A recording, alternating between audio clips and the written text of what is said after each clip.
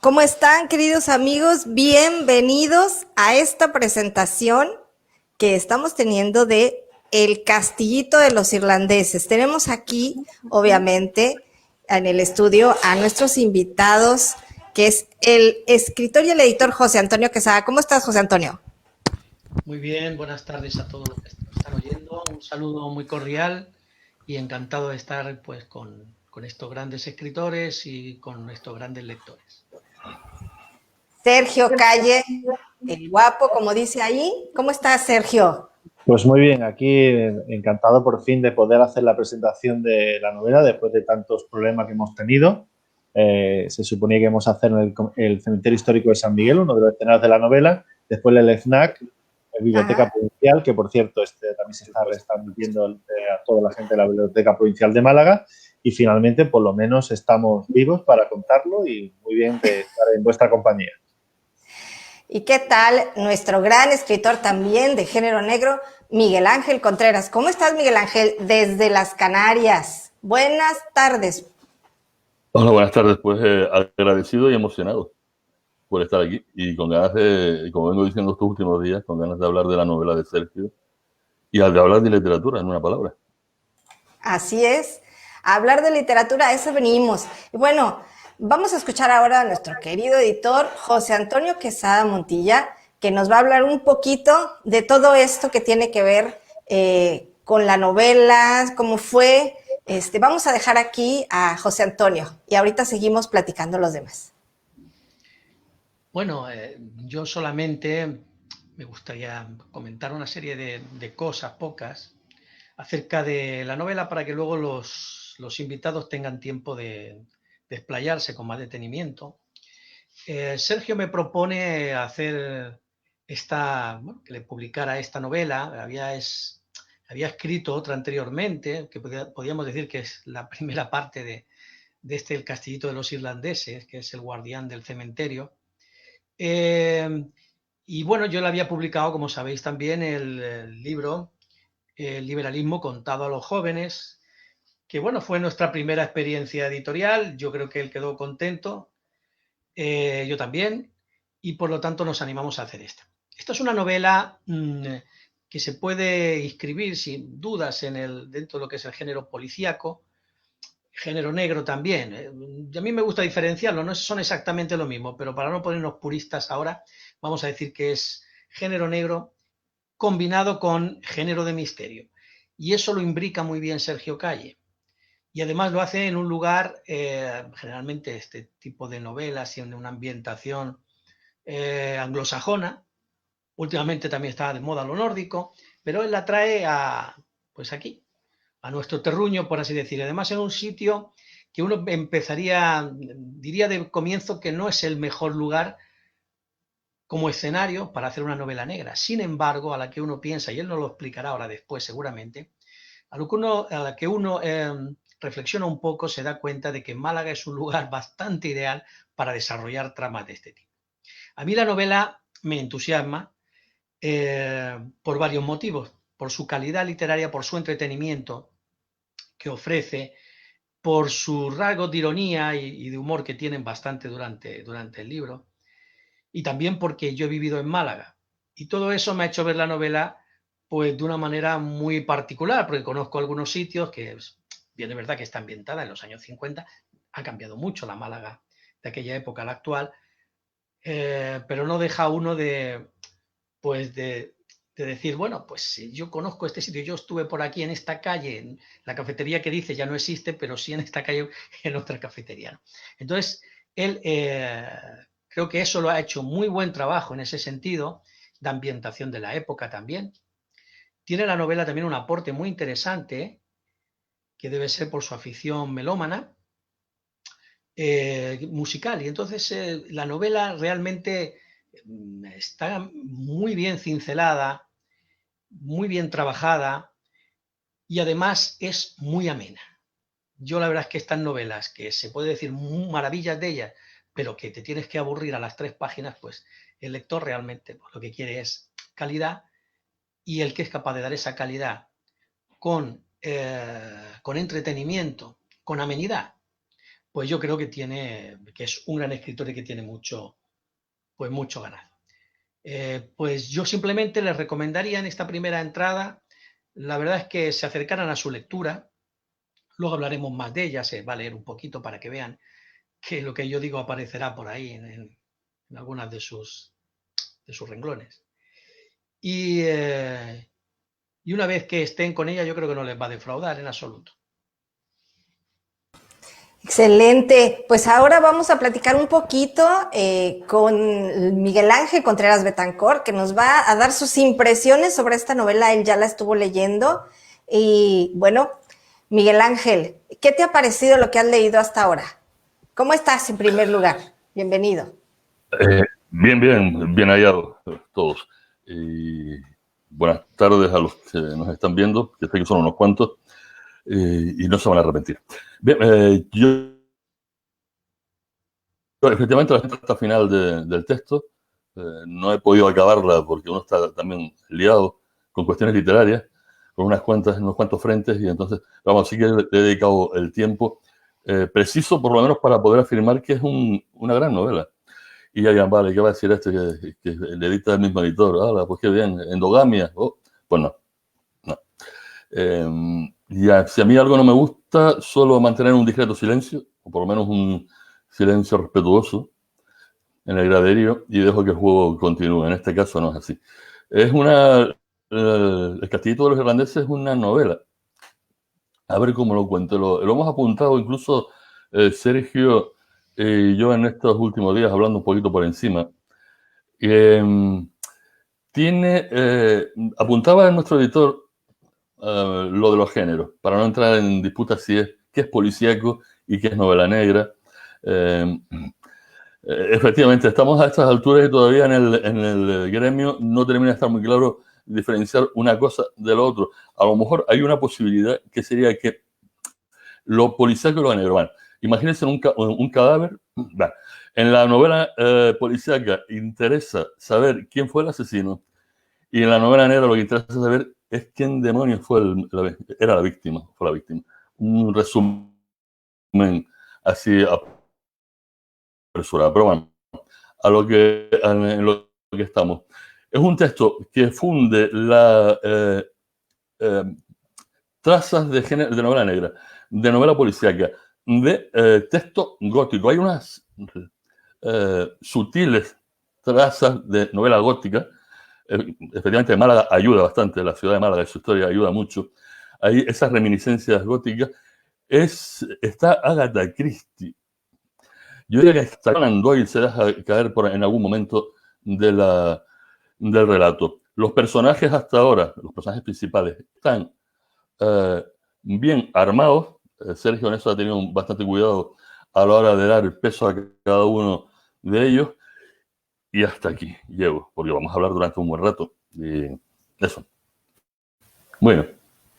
Excelente, pues esto ha sido la verdad, nos ha gustado mucho todo este proceso, el estar aquí ahora en esta presentación y bueno, ahora voy a presentar al escritor estrella Sergio Calle Llorens, que pues tiene aquí su nombre como Sergio el Guapo. Señor Sergio, ¿cómo está usted? Pues muy bien, la verdad que encantado de escucharos a todos. Después de esto ya podemos ir a dormir. Todo muy bien, todo muy bien. ¿Qué te ha parecido todo este proceso de tu novela? A ver, cuéntanos un poquito, platícanos un poco ahora que estás aquí. ¿Qué te ha parecido todo este proceso? Cuéntanos. Bueno, vamos a ver. En principio, pues un proceso bastante largo que empieza con esta novela que es El guardián del cementerio, que es la primera parte de una trilogía que continuamos con El castillito de los irlandeses. Evidentemente, para mí el proceso empieza hace muchísimos años en Londres, cuando empiezo bueno, yo vivía en las islas, también estuve viviendo en Irlanda, y obviamente mi formación tiene que ver mucho con literatura anglosajona. Y bueno, básicamente lo que siempre me ha gustado, como decía aquí nuestro amigo canario, es cierto de que yo he vivido en esas fuentes de Arthur Conan Doyle, Agatha Christie, y siempre pensé hacer una novela. Y el escenario de la novela obviamente era para Londres, Dublín, hasta que me di cuenta, como José Antonio, que Málaga tiene muchísimas cosas que ofrecer y que si Londres tiene Whitechapel, nosotros tenemos el Perchel y la Trinidad, con lo cual, pues, básicamente podemos decir que lo más dificultoso, lo más difícil en el proceso de la elaboración de la novela era convertir a Málaga en un escenario de novela gótica, de novela negra, de novela de misterio, que son las tres denominaciones que luego entraremos para centrarnos más en los detalles que componen estos géneros, ¿no? Excelente, pues bueno, ¿qué tal? ¿Qué más nos puedes decir? Sí. Porque veo como que te quedas con muchas ganas de platicar y a mí me gustaría ir empezando ya a calentar motores y empezar a ver detalles de la novela que podemos aquí comentar. Antes de hacer unas lecturas, platiquemos. Sí, bueno, en primer lugar, antes me había hecho Miguel Ángel una cosa muy interesante y también José Antonio sobre el tema de la novela negra. Yo me gustaría decirle a los lectores que normalmente una novela negra siempre tiene que aparecer un cadáver siempre. En la novela negra, obviamente, las mías, pues aparecen varios. Me gusta regar las calles de Málaga y de la provincia de muchas muertes, hay que decirlo. El segundo elemento es que el límite entre el bien y el mal no está muy bien, digamos, delimitado. Y quiere decir que ni los buenos son tan buenos ni los malos son tan malos. Habíamos platicado eso, ¿verdad? Exactamente. Entonces, esto es otro elemento. Y también es cierto que las personas que se dedican a investigar estos crímenes que ocurren en estas novelas, pues suelen ser gente atormentada. No creo que haya sido al principio mi novela del guardián del cementerio, pero sí es verdad que a medida que los personajes han ido, bueno, de alguna manera poniéndose revoltosos y no haciéndome caso, empiezan a ser mucho más, en fin, mucho más rebeldes y están más atormentados.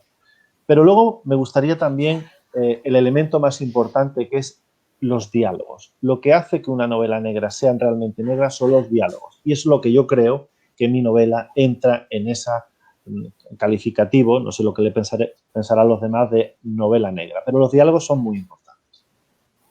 Ya tenemos interacción de nuestra gente que nos está viendo. Guillermo, supongo que Ramírez, dice, aparece un cadáver que a veces no existe. Exacto. ¿Qué piensas, José Antonio, de esto? Por ejemplo, todo lo que acaba de decir don Sergio, aquí nuestro escritor, los diálogos. ¿Qué tan importantes son los diálogos en este tipo de novelas o en todas las novelas? Tú como editor. Bueno, el diálogo, obviamente, parece una perogrullada, es una parte fundamental. Si cogemos, por ejemplo, tomamos lo que son los relatos de Hammett, vemos que los diálogos suelen ser muy punzantes y muy escuetos. Esos son los dos grandes padres de la novela negra, ¿verdad? Grandes padres de la novela, Hammett y Chandler. Sin embargo, nosotros aquí los españoles solemos ser más barrocos a la hora de escribir y también de escribir los diálogos. Con lo cual, nosotros tenemos una serie de matices que están muy fuera de lo que sería la novela negra original y que nosotros, es decir, esos matices nos hacen que podamos enriquecer desde una nueva perspectiva nuestras novelas. Por lo tanto, lo que es el diálogo, yo soy más partidario de que sean concisos y que sean rotundos. Sergio Calle, en general, valorando ahora todos sus diálogos de la novela, por así decir, al peso, él tiene algunos personajes, algunos son muy del sur, aunque haya un irlandés por aquí pelirrojo, es muy del sur, ¿verdad? Y por lo tanto él tiene una necesidad de comunicar, y además de comunicar con ironía, le hace muy mala vida a la suegra, y eso es muy español, eso sería muy impensable en un ámbito anglosajón, ¿verdad?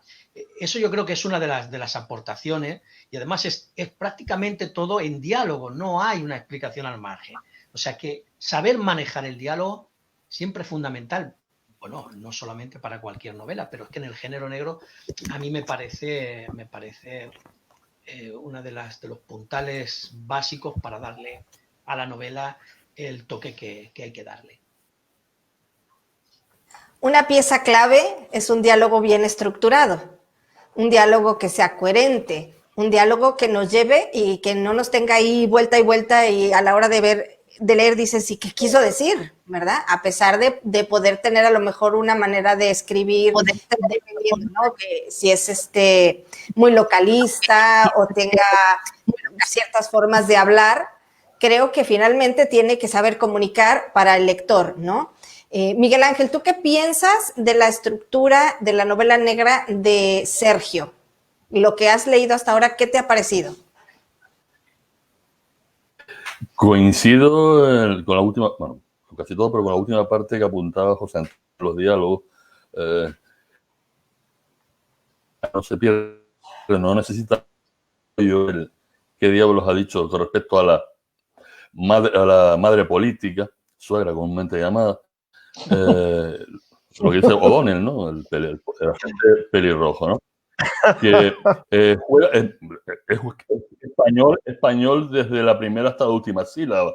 Por mucha sangre irlandesa que le corra por las venas, le corren otras cosas por las venas más que la reminiscencia del norte. Está muy bien, no precisa apoyatura. A veces nos aburre a los lectores, José Antonio, yo estoy viendo, a veces nos aburre a los lectores cuando nos ponemos a leer y nos encontramos una explicación sobre la explicación de lo que estaba explicado en el primer capítulo. Y estamos en la página 6. Entonces empezamos a tener serios problemas para amar el texto. No ocurre con José Antonio. Es que a mí me está resultando muy ágil la lectura, cuidado. Y mira que todos leemos mucho porque nos gusta leer mucho y a veces cae mucha cosa que no leer, como nosotros escribimos cosas que hay gente a la que no le gusta lo que escribimos. Con lo cual, en este último caso sí que cometen una injusticia con nosotros, lógicamente, porque no es lo normal que no guste lo que escribimos. Pero sí pasa en este caso de Sergio, que escribe muy bien, y los diálogos de O'Donnell, de Palacios, son personajes para los que no están escuchando, no hay destripe ninguno, porque algo de la suegra, de la madre política, que lo acompaña en el sentimiento, digamos que tiene mucho sentimiento esa señora hacia O'Donnell, como los problemas que puede tener Palacio, los problemas éticos o los problemas de un asesino o de un presunto asesino o las trampas que Sergio, o las minas que Sergio va poniendo a lo largo del texto. Porque, vamos a ver, esto es una novela trabajada y una novela que se trabaja tiene, con todo el respeto, que hacerlo bajar un poquito. Porque nosotros no vamos a fomentar la lectura en niños de 6 años. Esto no es un programa financiado por la UNESCO. Esto es novela de adultos, en este caso novela policíaca, con todos los tintes que hemos apuntado, todo lo más. pero que está dirigido a un público al que le funciona afortunadamente las neuronas y es capaz de discernir lo que el escritor, si lo ha hecho bien, y es el caso, le está proponiendo en cada una de sus páginas. Qué bien me ha quedado. Sí, bonito. Aquí voy a hacer una pregunta, perdón. Están aparte escribiendo aquí nuestros amigos de Facebook, los que nos están viendo. Dice Guillermo, los irlandeses son españoles que confundieron el camino, y nuestro amigo Federico Elenes también está aquí muy pendiente. Dice, el punto de la novela negra es que ocurre en el caos y el orden no se restablece. Tanena Asenjo dice, comunica de escándalo. Dice, recomiendo los 2 libros de Sergio encarecidamente y la del Castillito, espectacular. Por supuesto, me adhiero a la recomendación de lectura de estas 2 novelas, dice Guillermo Ramírez, realizadas la recomendación. Y Lucía de Los Ángeles nos dice, ahí te echa una flor, Sergio es un gran escritor y sobre todo una gran persona. Vale. Muy bien, bueno, pues agradecemos de verdad que estén aquí muy atentos. Voy a hacer una pregunta y a ver que me la contesten brevemente antes de hacer una lectura que ya tenemos aquí separada, especial para los que nos están viendo en este momento. Voy a hacer una pregunta para los 3. Cada quien puede contestar desde donde quiera, desde el punto de vista de persona, de escritor o de editor. ¿Escribes para ti o escribes para los demás? Sergio. Bueno, es una pregunta muy fácil. Yo soy una persona con muchísimas limitaciones. Yo siempre tengo que escribir para mí. Lo digo porque una persona tan limitada como yo, si yo dijera que escribo para los demás, estaría asumiendo de alguna manera de que yo sé los gustos de los demás. Yo no tengo ni puñetera idea de lo que le gusta a los demás. Yo sé lo que me gusta a mí porque ya cumplí una edad. Además, fue allí mi cumpleaños y me regalaron unas cosas. Entre algunas cosas también que me regalaron en fin, me apuntaron en el inserso los hijos de puta. Pero bueno, esto no vamos a hablar aquí. El caso es que yo siempre escribo... Happy birthday, por cierto, por ayer. ¿Verdad? A mí siempre me gusta escribir el libro, a mí me gustaría leer y entonces yo lo hago para mí. Luego si se produce el maravilloso efecto que haya gente pues, que en otra parte del mundo le guste también, pues bienvenido sea. Pero nada más. Escribo como diríamos en Monterrey, ya la hicimos. Exacto. Miguel Ángel, ¿tú escribes para ti o para los demás? Hace un rato, yo no he venido a este mundo de la literatura, y llevo muchos años en él, para fomentar el hábito de la lectura entre menores de edad. Yo escribo para mí, y yo quiero, se me ocurren ideas y las plasmo en un papel. Y en eso estoy. José Antonio. No, soy un tipo de cojonudo, pero... Ya que no les dices, ¡oh, wow!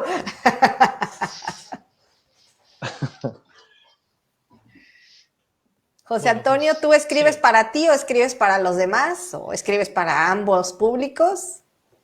Yo creo que el trabajo de creación literaria es un trabajo íntimo. Por lo tanto, uno empieza escribiendo para él. Pero al final, en todo ese proceso, tenemos un objetivo. Y todos queremos que nos lean. Decir que un escritor está escribiendo, aquellos escritores malditos, no, yo solo escribo aquí, pues, pero no lo publicaré nunca porque nadie está preparado para leerme. Con esa especie de arrogancia intelectual. Mire, yo escribo una novela y lo que quiero es que después, si me la leen más que menos, pues mejor, ¿verdad? Uno escribe según sus criterios, según lo que dice Sergio y según lo que le gusta. Vosotros sabéis que yo tiro más por la novela histórica o el relato histórico, aunque he hecho alguna incursión en el género negro. Se quedó en un cuento y en una novela no terminada. Pero bueno, todavía ya hablaremos. Pero lo que yo vengo a decir es, si uno escribe para sí mismo al principio, pero al final uno quiere que lo lean, sin hipocresías, sin falsa modestia. Uno quiere que lo lean cuanto más mejor. Y eso también influye al final en todo el proceso de creación. Claro, es como cualquier artista, ¿no? Generalmente pinta algo o escribe algo o compone algo para sí mismo, esperando que a lo mejor le guste a los demás, pero principalmente pues viene de adentro, de lo que uno trae ahí en su cabeza y lo quiere sacar hacia afuera, ¿no? El proceso de escritura, me imagino yo, es diferente en cada uno de ustedes, a pesar de ser escritores los 3, pero su proceso me imagino que es muy diferente, ¿no? Cómo es que lleva cada uno desde que se gesta la idea, cómo se gesta, cómo la desarrolla, aunque hay unos cánones a seguir, pero me imagino que cada uno tiene su propia manera de hacerlo, ¿verdad? Claro. Bueno, Sergio, ¿qué te parece si ya empezamos con la lectura? Vale. ¿Qué les parece? Vamos a leer una parte, tres extractos, y luego vamos a charlar acerca de ellos. Pueden hacer preguntas. Nos dice Guillermo Ramos que también le gusta la novela histórica y que muy bien dicho por ambos, que escriban para ustedes, y ya si a los demás les gusta, pues venga. Cada quien. Bueno, dentro de lo que voy a leer, estamos en el capítulo 5. Ahora sí que me tocó leer esto, que se me hace muy interesante. Habla sobre un brutal asesinato en el museo. Para los que tengan el libro, estamos en la página, ahora sí como en la escuela, en la 142, por si quieren seguirlo. Dice: una lágrima comenzó a resbalar sobre la mejilla rosada de la viuda de Ocón. En el interior de la mujer, una tormenta se abría paso, inundando de dolor su dañado corazón. Alarmada, sacó el pastillero del bolso. Segundos después, ingirió la medicación ayudada por el zumo de naranja recién exprimido. Al camarero, hombre curtido en millones de clientes, el detalle no le pasó por alto y, sin dudarlo, se acercó con disimulo a la mesa de la mujer para asegurarse de que todo estaba en orden. Ella asintió con la cabeza, forzando una sonrisa tranquilizadora. Solo son los nervios, nada más, mintió Joan. El camarero continuó tomando comandas a la clientela y Joan sumergió sus pensamientos en la muerte de la joven degollada en el Museo de Bellas Artes. Inconscientemente se tapó la garganta. Aquella historia, pensó, solo tenía una explicación racional que nadie, en ninguna época o lugar, podría entender jamás. Ni siquiera la persona más inteligente del mundo. Azorada, giró la cabeza en dirección a la calle donde las torres asomaban entre la bruma marina que se retiraba como una ola sorda en la playa. Rafael Palacios se atusó el bigote mientras seguía escuchando las novedades de las declaraciones de los testigos. Sentía que había llegado a un callejón sin salida. Todo apuntaba a Gabriel, como autor de la muerte, y sin embargo, una corazonada le decía que algo no encajaba. Su cabeza parecía embriagada por la ginebra turbia que se servía en las tabernas del puerto. Estudiaba las evidencias y las pistas que había dejado el asesino confeso. Pero la escena perfecta se rompía con la presencia incómoda de la víctima. Se preguntaba por su identidad y por la relación que tenía con Gabriel. Una cosa era evidente: la mujer no había anticipado ni por un segundo el ataque sorpresa. Ella, contemplando el cuadro de la autopsia sin saber que pronto también iba a estar tumbada, inerte en la morgue que la esperaba, a la espera de un examen post-mortem.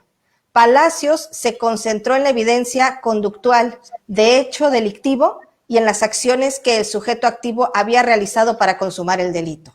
La firma seguía reflexionando, no respondía a Gabriel, por lo que volcó su pensamiento en la víctima una vez más. Wow.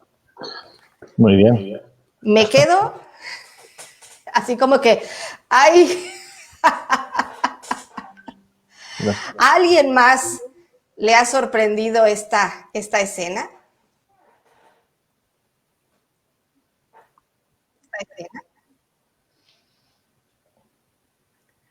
¿Alguien quiere comentar la escena, Miguel? Sí, yo creo que había... bueno, si quiere hablar Miguel Ángel. No, arranca. Bueno, yo iba a decir que una de las cosas más interesantes del libro es cómo hace la trama, o sea, su capacidad para imbricar todos los elementos de la trama, porque es verdad que una novela no puedes dejar, generalmente, con las excepciones, no puedes dejar que se sepa enseguida o se intuya muy fácilmente quién es el asesino. Aquí él lo hace de tal manera que al final es muy sorprendente. Y todos los personajes y toda su relación con el crimen están muy bien imbricados. Toda la historia o la historia paralela, los mismos personajes están muy bien imbricados con lo que va a ser al final el desenlace. Y eso creo que también lo hace, o lo ha hecho en este libro, Sergio. José Antonio, escuchándote, es una pena que mi profesor de literatura no te esté escuchando ahora, porque siempre decía, Sergio, nunca llegarás a nada, ¿eh? Donde estés, cabroncete, acuérdate de mi editor, José Antonio Quesada. No era buena gente, pero un poco aburrido. Volviendo a lo que ha dicho José Antonio, y antes de pasar a la siguiente lectura, me gustaría decirle a nuestros telespectadores, podríamos decir, porque estamos aquí con una especie de estudio de televisión, que la novela empieza, como os ha dicho, un asesinato en donde está el Museo de Málaga. Hoy es un museo impresionante, pero entonces estaba en la plaza, lo que era hoy Plaza de Constitución, entonces Plaza de José Antonio. Luego existe otra trama, bueno, es un hombre que ha matado a la mujer y que parece exactamente tanto la víctima como el asesino calcado a las personas que aparecen en el cuadro de Simone Lombardo. Luego hay varias subtramas. Un hombre que en Maro Cerro Gordo pues ve un barco, parece de otro tiempo. Luego está Marieta, que yo voy a leer después un pequeño fragmento, una mujer que recibe las visitas de una persona que entra en su casa, bueno, básicamente como si tuviera la llave, ¿no? Es decir, luego también hay una mujer que va llamando a un programa de radio famoso, se llama La Hora del Swing, para informar de muertes que se van a producir o se han producido en este programa. Quiero decir con todo esto que la novela tiene muchas subtramas, son una serie de historias circulares que componen lo que es el esqueleto del castillito de los irlandeses y que todo está, tejido un poco con el tema de los diálogos y las descripciones, en mi opinión, o por lo menos bastante mediterráneas, un poco planianas, porque yo soy un gran seguidor de Josep Pla, pero además quería volver a los diálogos. Lo digo el tema de los diálogos porque es muy importante. Hay grandes escritores que no son capaces de hacer buenos diálogos, por ejemplo Lovecraft, que era uno de los magos más importantes del terror. Pero yo, como bien decía antes Miguel Ángel, me he fijado mucho en lo que es Agatha Christie y Conan Doyle. Agatha Christie tenía una máxima de la novela detectivesca que decía que el lector nunca podía saber menos que las personas que estaban investigando el crimen. Yo he intentado hacer, o por lo menos ser fiel a esta máxima de la reina del misterio, y a través de los diálogos establecer las pistas que conducen a la resolución definitiva de esta, como digo, historias circulares que compone el Castillito de los Irlandeses, que tiene obviamente el nombre de una casa que existió en Málaga, que luego hablaremos quizás de ella, y también de un libro que parece abrir todas las puertas. Bueno, me he enrollado un poco, pero creo que ha quedado bien. José Antonio, ya nos hiciste el comentario, ¿verdad? Miguel Ángel, ya hablamos sobre esto. ¿Alguien quiere agregar alguna cosa? A mí me gusta mucho que a pesar de estar bien detallado, porque hay veces que hay exceso de detalles y tampoco eso está bien, ¿no? Como que, y si la gota resbaló y cayó aquí, ay no, como que eso ya nos hizo perder ¿cuántas hojas, José Antonio? Bueno, pues cada cual, eso depende mucho del sistema de escritura que tenga cada cual, ¿eh? Hay personas que son muy puntillosas a la hora de las descripciones, otros tienden o tendemos quizá al trazo más grueso, más expresionista, por hacer un símil con la pintura. Yo creo que todo vale siempre que se sepa hacer bien.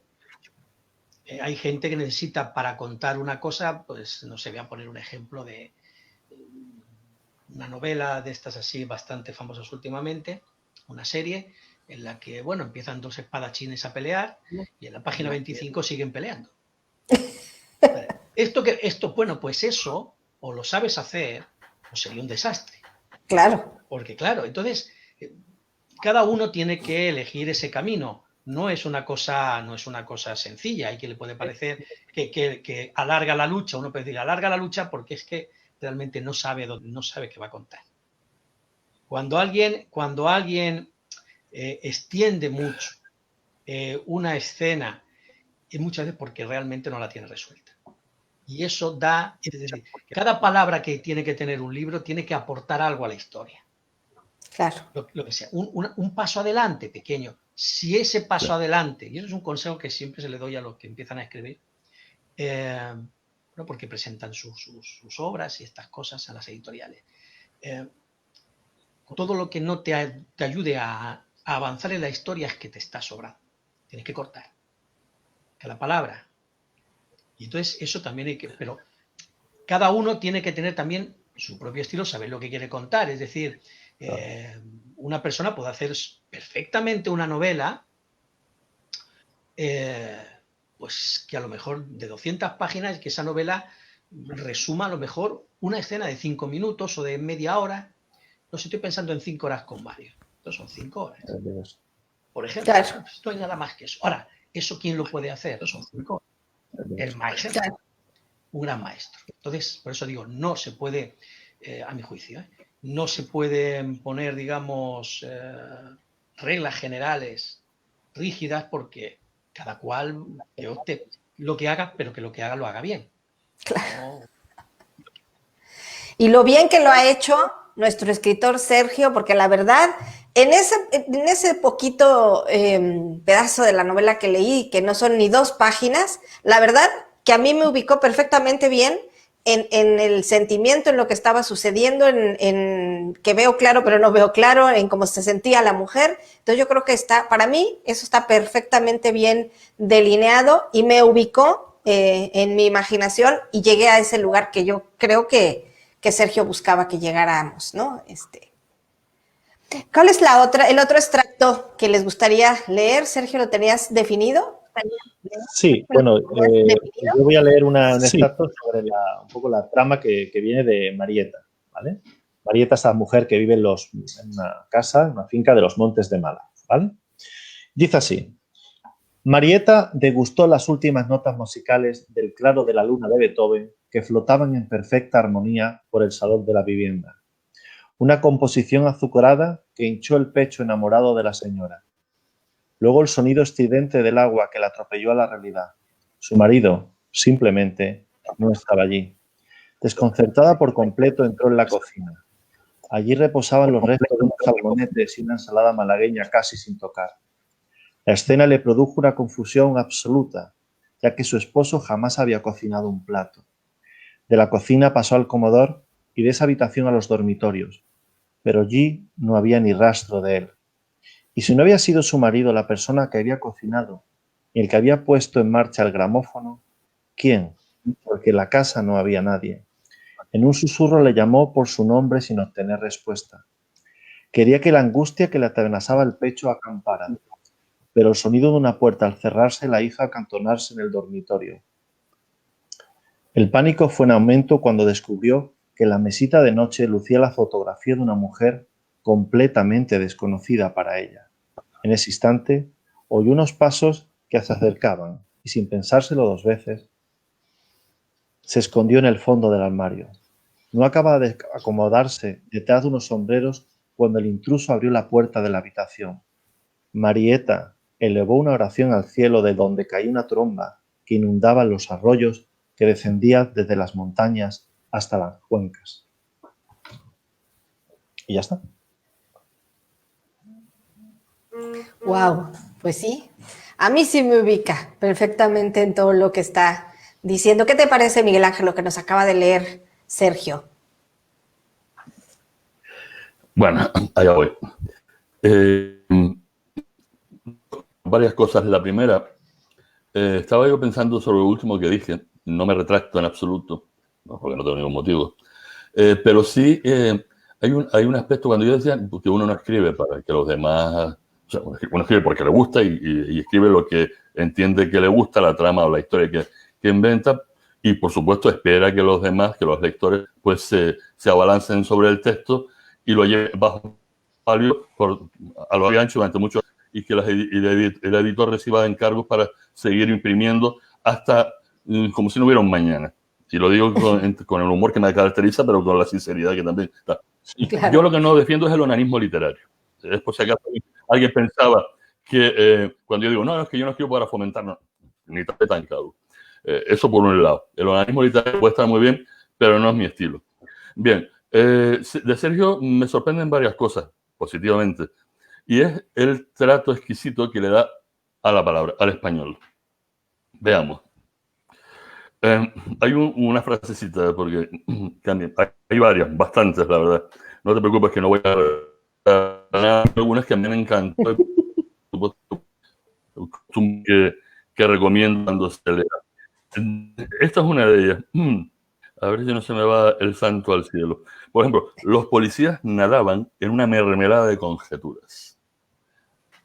Eso a mí me parece una frase excelente para describir una situación de pasmo en unos investigadores, por lo menos de desasosiego inicial. A mí me gusta.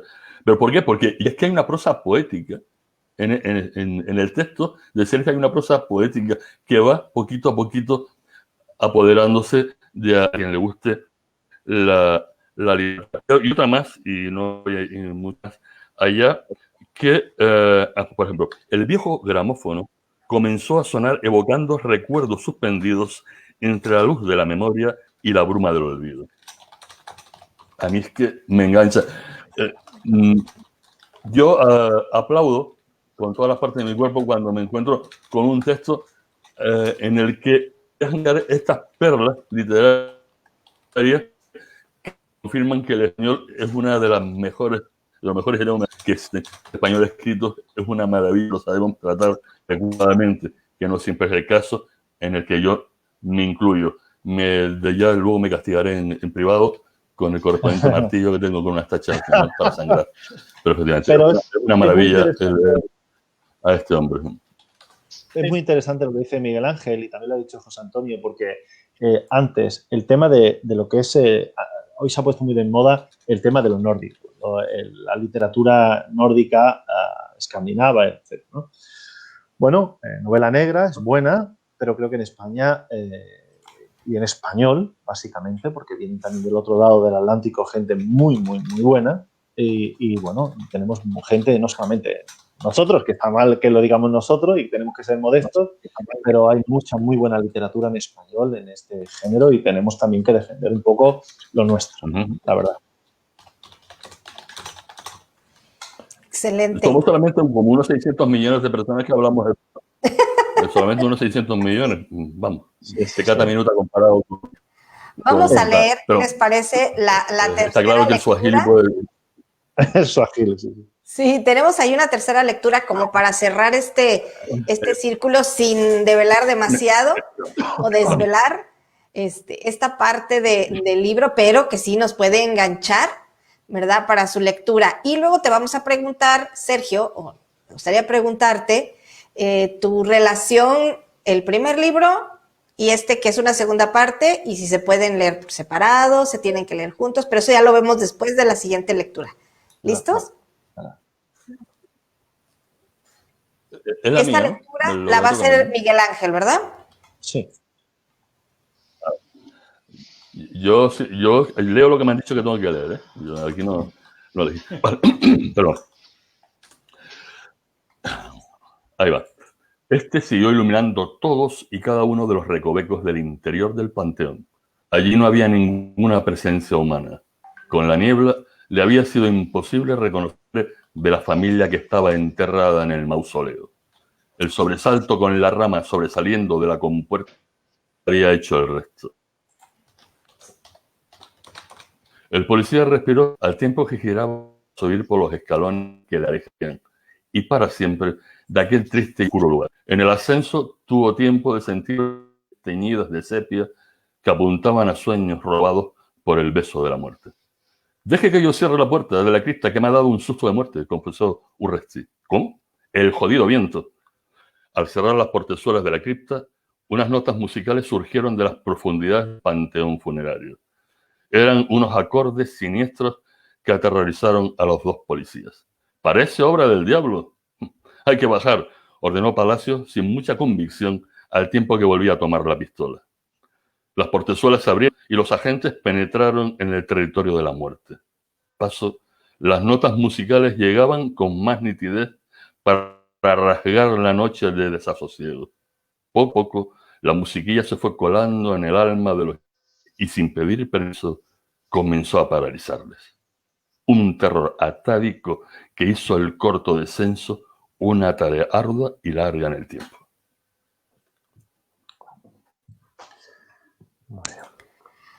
Comentarios sobre este extracto. Ahora sí, ya estamos listos, listísimos para comernos todo el libro, José Antonio. Bueno, pues yo ya añadiría bien poco. Yo creo que nos ha dejado en estos tres párrafos que hemos extraído una muestra de lo que puede ser un buen novelista, pero también un buen escritor. No solamente, digo buen escritor, si se me permite, en el sentido más literario del término. Lo ha señalado antes Miguel Ángel, ¿no? Y por lo tanto a Sergio, que yo no sé por qué se pone Sergio el Guapo, porque podría haberse puesto Sergio el Guante, porque tiene cara de boxeador. Pero bueno, ya que se ha puesto el Guapo, lo hace qué mala la envidia. como que nos lo creemos, nos lo vamos a Yo creer. sé que al final has sido tú lo del inserso, me has apuntado tú, estoy seguro que has sido tú. Y entonces yo lo que creo es que, bueno, que tenemos aquí pues muy buen material, lo voy a tratar así ahora de materia prima, Sergio, buen material, porque cuando él se deshaga de esos personajes, porque todavía le tienen que revolotear por la cabeza, tiene que pasar un tiempo. Me gustaría que eso tú nos lo dijeras también si a ti te pasa, y también a Miguel Ángel, la pregunta es para los dos. Una vez que uno ha terminado una novela, si los personajes le siguen revoloteando por la cabeza mucho tiempo y tiene que despejarse esa bruma, ese pues el esfuerzo de creación que se ha tenido antes de acometer una nueva novela, una nueva tarea.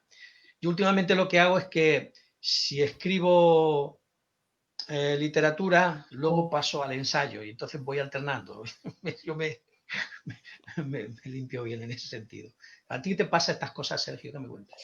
Sí, completamente. De hecho, entre estos dos libros han pasado 3 años. La gente me decía, uy, pero ¿por qué cuándo sale? La gente que le había encantado el Guardián del Cementerio. Básicamente porque te dejas un poco vacío, ¿no? Pasé luego al ensayo, hice el de liberalismo contra los jóvenes y no tan jóvenes, que a mí me resultó un libro muy, en fin, muy divertido de hacerlo. Llevaba mucho tiempo pensándolo y estuve muy contento del resultado. Angélica, que me hizo la portada, como de este que le ha encantado, contigo como editor. Estuvo todo muy bien, pero es verdad que no podía haber hecho rápidamente la segunda parte, esta que viene de esta trilogía, que empecé con el Guardián del Cementerio. Y probablemente pues tiene un tiempo, aunque es cierto que cuando termino el libro todavía me siguen revoloteando los personajes de la novela porque a veces se rebelan. Yo quiero mandarles a un sitio y al final ellos toman vida propia y hacen lo que les sale de los cojones, más o menos como los familiares. En fin, no sé, Miguel Ángel. Sí, ¿te ocurre a ti estas cosas? ¿O solamente nos ocurre? ¿Te siguen revoloteando los personajes de tus novelas, Miguel Ángel? A las personas de edad provecta. Me sigue reboteando cuando acabo el trabajo la incertidumbre y incertidumbre. En este último caso, si se despeja la primera. Están ahí aguantando un poquito, pero por ejemplo, de mi primera novela, que es Apagón en el Cristo, ¿no? Que está publicado, yo pienso en ella, los tengo ahí, pero es que ahora mismo ya tengo las neuronas, las quedan metidas en otros proyectos a los que quiero un montón. Yo sé, mi primera novela que está ahí, la querré hasta que me muera, pero que ya me estoy trabajando, pues estoy muy ilusionado. Pero la certidumbre está ahí, certidumbre e incertidumbre, las dos cosas. Aunque consigas para el editor inteligente, cariñoso, profesional, que dé a la hacienda propia en esto, caso en el que yo debo eternamente a José Antonio, que así ha pasado, yo tengo otras cosas y está ahí, pero siempre se mantiene lo voy diciendo en las presentaciones con esta, ¿no? No sé si contestar. Igual puedo contar un chiste después, ahora mismo, la verdad.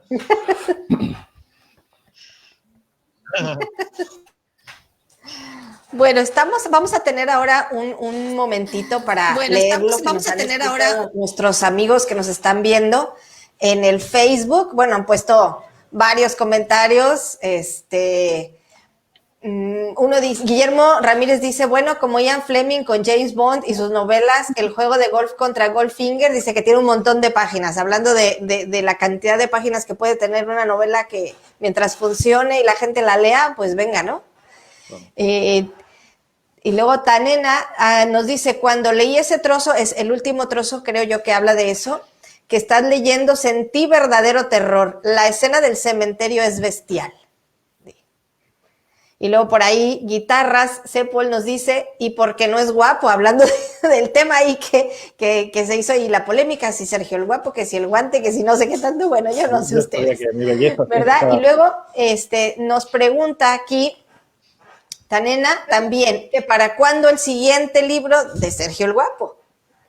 Pues, bueno, contestando esto, no lo sé, estamos en proyecto, evidentemente la tercera parte la tengo estudiada ya, pero voy a estar un tiempo descansando, escribiendo otras cosas.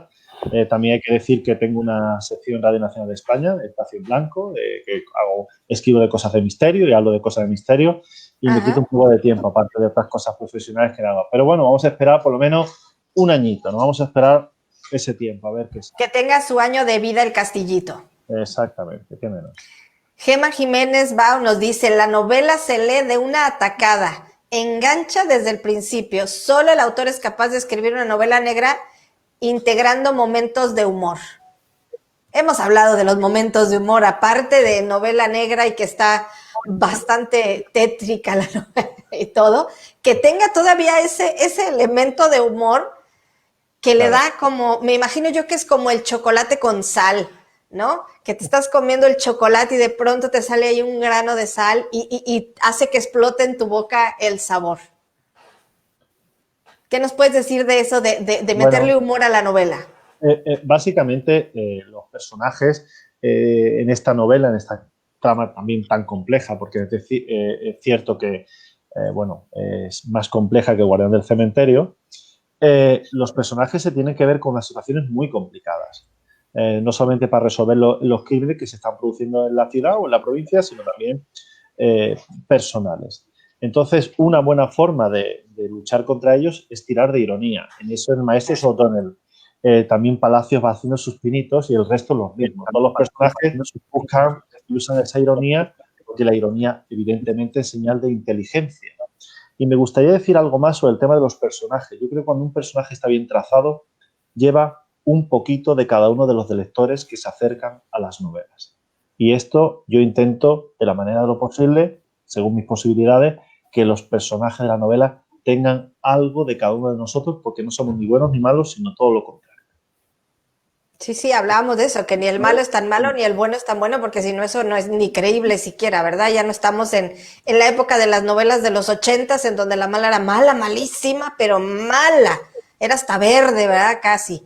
Entonces, nos dice aquí, igual Tanena Senjo, dice, me revolotea a mí lo de los personajes, dice que si a ella le revolotean, que imagino que al que los crea más todavía, o sea, se queda con aquello todavía, una vez que acaba de leer el libro, con ese sabor en la boca, como una comida, van a decir que si tengo hambre porque hablo de comida, que te gusta mucho y dices, espérame, bueno, por ejemplo, a mí no me gusta tomar agua después del café porque me gusta quedarme un rato con el sabor del café en la boca, es un ejemplo, ¿no? Manda saludos, Bing Jarrell desde México, hola Bing, él dice que ha llegado tarde, pero que abrazo a todos. Y Guillermo Ramírez dice que el elemento de humor en la novela negra es factible. Claro, tiene que haber ahí aquello, ¿verdad? De humor. Estamos ya en los últimos 5 minutos que vamos a tener esta presentación. Sí, Miguel Ángel, ¿me quieres decir algo? Claro, voy para allá. No, una cosita pequeña. Esto último, lo del humor, yo lo considero fundamental, ¿no? Creo que es un mineral que está usando muy poco. En el caso que me toca más de cerca en la literatura negra, se está tocando cuando se está igual, no se le está sacando todo el partido. El humor, cuidado, el humor, no el chascarrillo fácil, el humor. Para el chascarrillo ya tenemos y sobre todo el mes que viene para hincharnos ellos. Es fundamental, yo creo que abogo por un tratamiento adecuado del sentido del humor en la literatura de género, en este caso en el género negro o lo que ha escrito, o el Castillo de los Irlandeses, ¿no? Digamos que con esa fusión de géneros que ha hecho ser el humor, el chillo, no, que hay una confusión de la misma manera que se siguen confundiendo novela histérica con novela histórica. Y tiene que venir al caso, aquel chiste, no puede ser algo como injertado nada más y que digas, ¿esto qué pasó aquí, verdad? Se le coló un texto de otra novela que estaba escribiendo y no tiene nada que hacer aquí. Entonces sí creo que yo creo que todos esos elementos, a pesar de que la carga principal, ¿verdad? Obviamente que es el género negro, tiene que tener aquella ironía, aquel humor negro, aquel sarcasmo que reviste y enriquece la novela. José Antonio, ¿qué piensas? Sí, yo siempre me voy a los dos grandes maestros que de los que he hablado antes, a Hammett y a Chandler. Y ahí el sarcasmo es constante. Lo que pasa es que es un sarcasmo amargo. Es un sarcasmo con mucha arista, no es un humor en el sentido fino.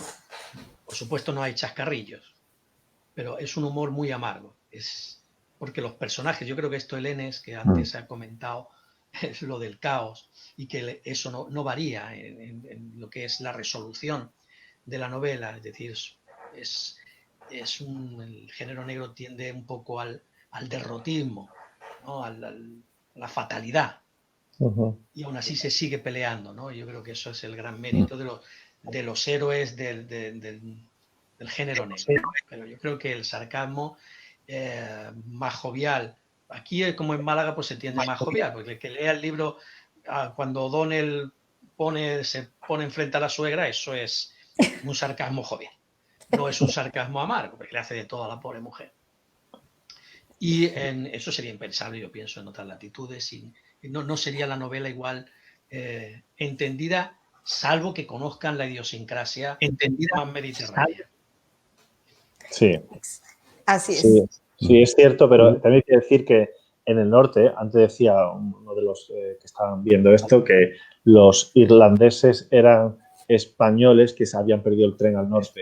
Y el sentido del humor irlandés es bastante similar al nuestro. Y O'Donnell, hay que decir que tenemos una saga importante de gente irlandesa en España que, bueno, vinieron luchando contra la pérfida Albión, como decían, y bueno, ellos se asentaron hasta el punto que en O'Donnell hemos tenido policías, aquí en Málaga, por ejemplo, el jefe de la policía fue O'Donnell y el presidente del Consejo fue también el presidente del Consejo de la Unión Liberal, Leopoldo O'Donnell. Por lo tanto, no somos tan diferentes como podríamos imaginar cuando, bueno, no podemos utilizar algunas culturas, pero somos más similares de lo que la gente puede pensar, ¿verdad? Fíjate, qué bien. Bueno, y ahora... Salud, por ahí. Salud al constipado. Sí. Quiero yo, sin dejar de salirnos de esto que estamos hablando, pero me gustaría mucho introducir ahora, tenemos una sorpresita, a un escritor también de novela negra, también escritor rubeo, desde México. Él es nuestro gran amigo Federico Elenes, que está ahora aquí viendo todo esto desde México. Y él también ha sido uno de nuestros escritores con su novela La Negra. Y bueno, lo quisimos invitar en este cierre. ¿Qué te ha parecido todo esto que has oído, Federico, de lo que hemos platicado del Castillito? ¿Cómo estás? Muy interesante. Muy interesante y pues definitivamente Sergio consigue lo que tenemos que hacer todos los escritores y hacer que el lector voltee la página. Sí. Si nosotros conseguimos eso, como decimos aquí, definitivamente, Angélica, ya lo hicimos. Ya la hicimos, ¿verdad? Ya lo hicimos. Federico está desde Monterrey, México. Allá ahorita es cerca de la 1:30, ¿verdad? 1:30, exactamente, 1:30. Muy bien. Pero ¿por qué lo tenemos aquí aparte para introducirlo en esta charla? José Antonio, ¿por qué tenemos aquí a nuestro buen amigo Federico Elenes? ¿Y a mí qué me cuentas si esto lo has organizado tú? Yo no sé nada. Pero lo intuyo. Yo intuyo que nuestro buen amigo, esto es sarcasmo jovial, es ejemplo práctico, sarcasmo jovial. Bueno, el Federico, un buen amigo además, tuve el honor de publicarle una novela titulada La Negra. Además, ganó el premio que organizábamos, ya veremos si podemos retomarlo, el premio de Blue Bayou de novela negra que organizamos desde la editorial. Casualmente se presentó y ganó. Y se le publicó esta novela. Entonces, es una novela extraordinaria. Una novela que tiene similitudes con El Castillito en cuanto al manejo de la geografía. No se parecen nada, son dos cosas muy diferentes, el manejo de la geografía. De hecho, yo he dicho antes, que conocía los escenarios de la novela del Castillito de los Irlandeses, pero cuando estaba en México, acababa de llegar, estaba con Angélica, yo no conocía mucho de lo que era Monterrey, es una ciudad enorme, inmensa, está fuera de los cánones que nosotros tenemos que ir por ciudad. Y entonces, claro, contaba ahí los vericuetos por donde yo tuve un interés de decirle, digo, oye, a mí me tienes que llevar por todo el trayecto que hace La Negra. La Ruta de la Negra. El Tour de la Negra, que eso lo hicimos, ¿cómo no? La Ruta de la Negra, y yo tengo muy buen recuerdo de eso, por la novela, por supuesto.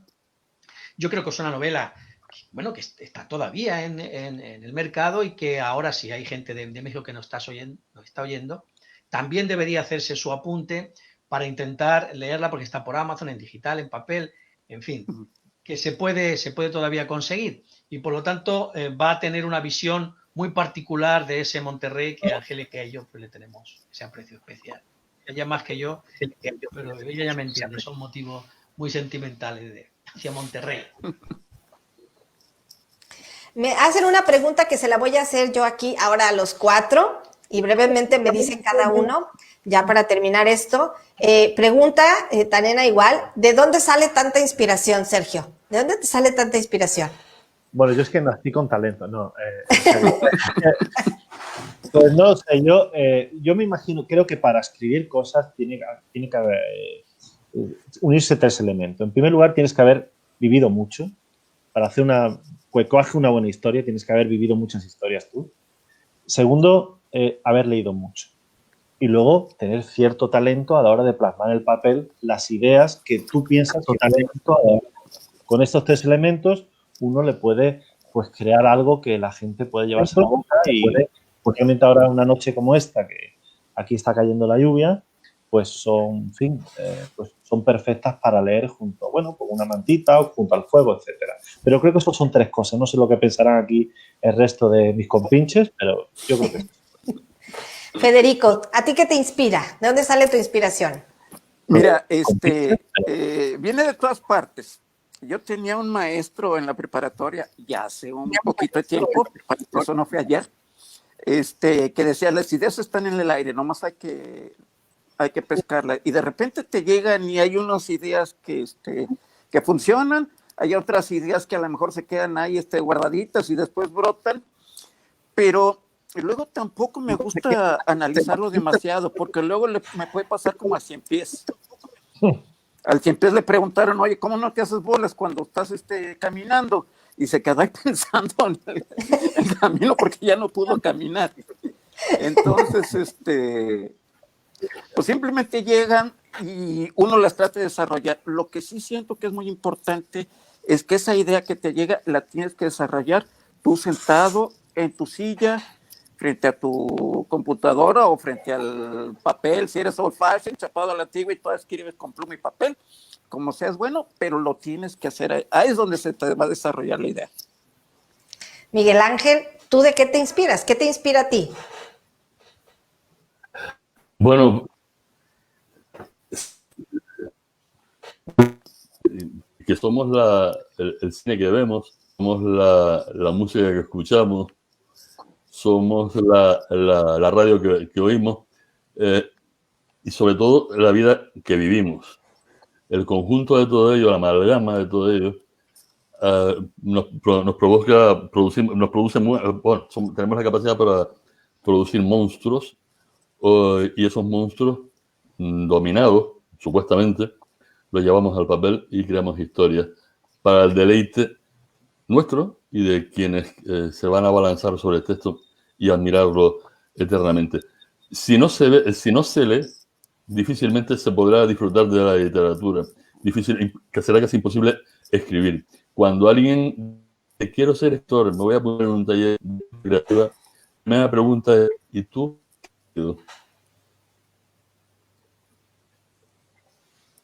Eso último se cortó un poquito, no sé si lo puedes repetir, Miguel Ángel. Suena más grave.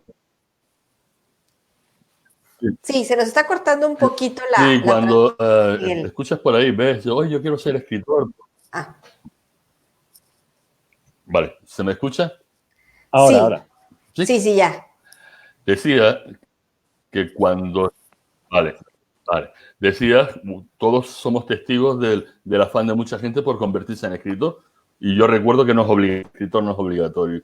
Pero si realmente tú eres atrapada por el texto, la primera pregunta o la única pregunta es, ¿y tú qué has leído? Y sobre todo, una pregunta bis, ¿tú cómo vives? ¿Cómo ves la vida? Porque no es lo mismo. Tú y yo salimos a la calle ahora mismo y un vehículo pasa a 180 kilómetros por una vía de 60, lo primero que te sorprende es que siga habiendo gente que haga eso, cuando no debería hacerlo porque está muy mal.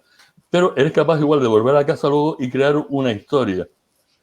Hay una persona que se quedará indignada por ese vehículo que ha pasado a 180 por una vía de 60. Esa establece la diferencia entre uno que quiere ser uno que... Joder, me he liado otra vez. Pero creo que queda bonito. José Antonio, brevemente, ¿cuál es tu inspiración? Porque aquí hay una pregunta que me parece muy interesante para hacerle a Sergio. Bueno, pues muy brevemente, la inspiración tiene que llegarte trabajando. Eso lo decía Picasso. Picasso. Mira, yo hay una cosa que es fundamental. Mira, no hay escritor si no hay lector. Eso es imposible. Si no hay lector, no hay escritor. Y luego, eso creo que lo ha señalado Elenes también, al final las ideas te llegan pues de muchos sitios, de muchas reflexiones. En mi caso, si hago más novela histórica, bueno, pues de los mismos personajes que uno está estudiando, le surgen ciertas ideas y pues de los mismos personajes. Y a partir de ahí desarrolla, ¿verdad? Pero fundamental para todo aquel que quiera escribir, lo primero es leer, que además se nota. Piensen que yo como editor recibo lo que recibo todos los días. Claro. Vin Jarrell te pregunta, y creo que esto ya lo charlamos, dice, ¿hay algún personaje o situación que se ha inspirado en alguna vivencia personal?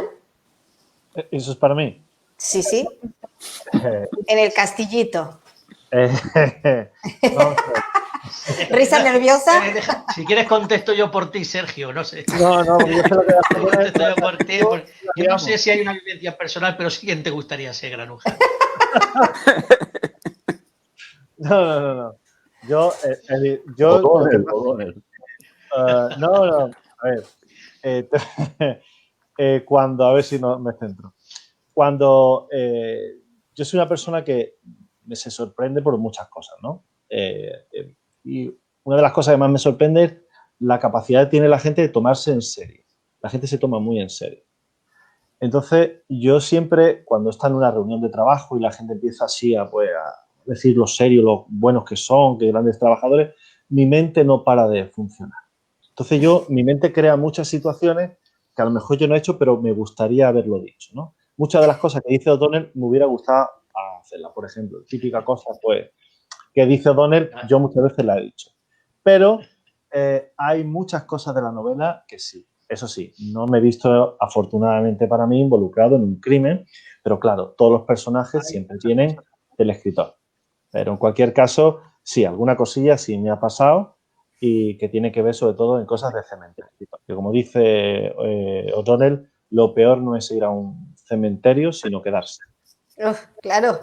Dice Guitarra Cepol, si yo hablara, dice, yo ahí lo dejo. Si yo hablara, creo que cuando se lea la novela, pues una de las cosas, pues, por cierto, Guitarra Cepol es un luthier que hace guitarra, de ahí viene el nombre de Cepol, y por cierto, él es personaje, atención, de mi primer libro, que atención al dato se llama Memorias de un prepucio colorado, que me dio más de un disgusto, y todo lo que cuenta ahí en el 99,99% es cierto. Aquí Sergio Lindel nos hace dice Eva López, que hables, como diríamos en México, desembucha. Por ahí yo creo que quieren que saques cosillas. Dice Sergio Lindel, yo tengo 2 preguntas para el señor Calle. En primer lugar, hablar de Sergio el Guapo, ¿no es un oxímoron? En segundo lugar, y ya en serio, tengo la impresión de que se identifica mucho más con O'Donnell que con el resto de los personajes. Creo notarlo en el especial cariño con que lo tratan. ¿Es así? Y en tal caso, ¿cuánto de autobiográfico tiene el personaje? Y como dice Eva López, habla. Puntos suspensivos. No sigas por ese camino que este duerme en la calle hoy. Bueno, en primer lugar, uno de los personajes que yo le tengo más cariño se llama Rafael Palacios y Antón Gisbert, que aparecen en la primera novela, que es El guardián del cementerio. Porque Ramón Palacios, aunque la gente no sepa, está basado en mi padre. Muchas de las cosas, físicamente, la forma de hablar, la forma de pensar, aunque obviamente ningún personaje es mi padre. Y Antón Gisbert es un personaje de origen valenciano cuando lo contratan para vigilar el cementerio inglés por la noche, porque se están produciendo una serie de sucesos paranormales. Y bueno, es un personaje de origen valenciano, ex policía, caído en desgracia, que está basado en mi abuelo. Fijaros qué historia más bonita. Antón Gisbert era de Alcoy, como el pintor de Alcoy, Antonio Gisbert, que fue el que mi abuelo se llama Antón Llorens Gisbert. Y Antón Gisbert era familiar de mi abuelo, que era ebanista. Y es el pintor que pinta los fusilamientos del Torrijos en Málaga, tomando como modelos a los descendientes de los fusilados. Fíjate. Esos 2 personajes, Antón Gisbert, que está en la primera parte, y Rafael Palacios, son los que le tengo más cariño. Pero, por cierto, se puede leer la segunda parte, el casito de los irlandeses, sin tener que haber leído El guardián del cementerio, pero eso sí, hay que saltarse el prólogo, que creo que son como 7 o 8 páginas, ¿vale? Y luego, en la novelita del Castillito de los Irlandeses, mi amigo Sergio Linde, yo digo novelita en plan cariñoso, ¿no? Pues yo, evidentemente, el personaje con el que más me he divertido, no me identifica, pero más me he divertido, ha sido con O'Donnell, con la suegra no, evidentemente. Y probablemente, aunque parezca mentira, Maeve O'Shea, que es un poco un personaje muy oscuro, una irlandesa asesina que está en prisión y va a colaborar con la investigación, es uno de los personajes que más me identifico yo, para responder a mi buen amigo Sergio Lin. Pues ya no podemos decir mucho más, porque entonces ya estaríamos ahí destapando demasiada información y mejor que se lea la novela, ¿no? Está buena para estas fiestas, para estas navidades que nos van a tener encerraditos. Esta novela, la novela de nuestro buen amigo Miguel Ángel, tienes por ahí tu novela, y de nuestro buen amigo Federico Elenes. ¿Por qué? Porque ahora vamos a tener las presentaciones de ellos dos, también por este medio. En estos días estén muy pendientes, porque vamos a tener sus presentaciones, tanto de Miguel Ángel como de Federico, de sus respectivas novelas de Miguel Ángel. ¿No tienes por ahí tu novela, Miguel?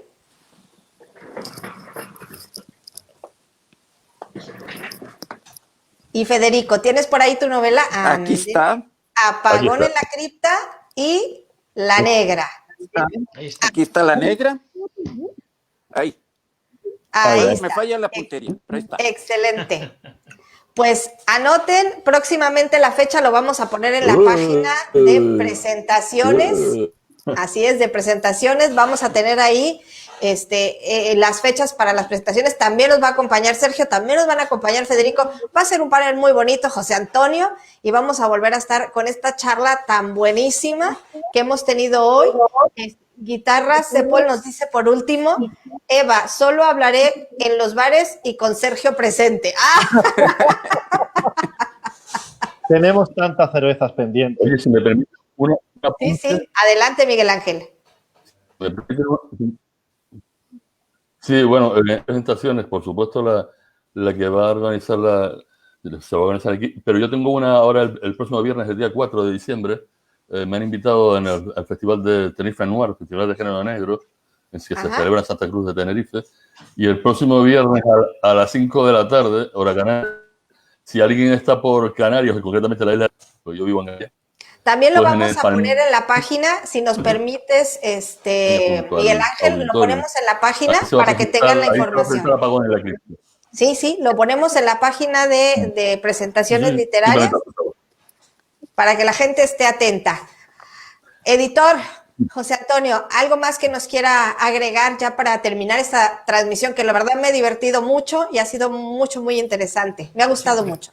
Porque a pesar de nuestro aspecto así en principio de Muy entrada serio, luego tenemos nuestro sentido del humor y somos gente divertida, ¿no? Parecemos que estamos siempre pensando, no sé, a ver, Andrés, que el párrafo aquel, no sé, ¿qué opinas? No, hombre, pues también nos gusta la vida. Además, yo estoy muy contento porque veo aquí a mi cuate Federico Elenes, que lo echamos de menos. Mucho gusto en saludarte otra vez, José Antonio. Estaremos. Y por lo tanto, yo daros las gracias a todos por querer colaborar en esta iniciativa que sin Angélica pues no se podría hacer, porque yo para esto soy torpe como vamos. Más torpe no puedo ser. Y ella, pues gracias a ella, pues se pueden hacer todas estas cosas y por lo tanto se lo agradecemos también. ¿Cómo no? Últimas palabras, Sergio el Guapo. Pues muchas gracias por escribirme. Muchísimas gracias a todos, a Federico de México, a Miguel Ángel de Canarias, a vosotros también del sur, por Jaén, a ti, Angélica, por la portada, que por cierto me ha gustado mucho. No sé cómo te metes. Lo hablaba con Miguel Ángel otro día en nuestras cabezas para sacar la portada que nosotros no somos capaces de hacer. Hay que destacar el trabajo. A José Antonio, una vez más, darle las gracias por la confianza. Además de editor, es muy buen amigo, muy buena persona, a pesar de sus gustos futbolísticos que nadie entiende. Y bueno, muchas gracias a todos, muchas gracias a la gente que nos ha escuchado. Y nada, simplemente añadir que nos veremos en unas presentaciones de Miguel Ángel y Federico, y el que quiera comprar el libro, pues ya lo sabe. Y estén pendientes de estas presentaciones que ya las vamos a poner aquí en la página para que puedan saber cuándo son y pues que nos acompañen. Pues nos quedamos despedidos y muchísimas gracias por habernos acompañado y la verdad que ha sido todo un honor y todo un placer. Muchas gracias. Hasta la próxima, amigos. Hasta la próxima. Hasta luego. Hasta la próxima. Hasta la próxima. Hasta la próxima. Hasta la próxima.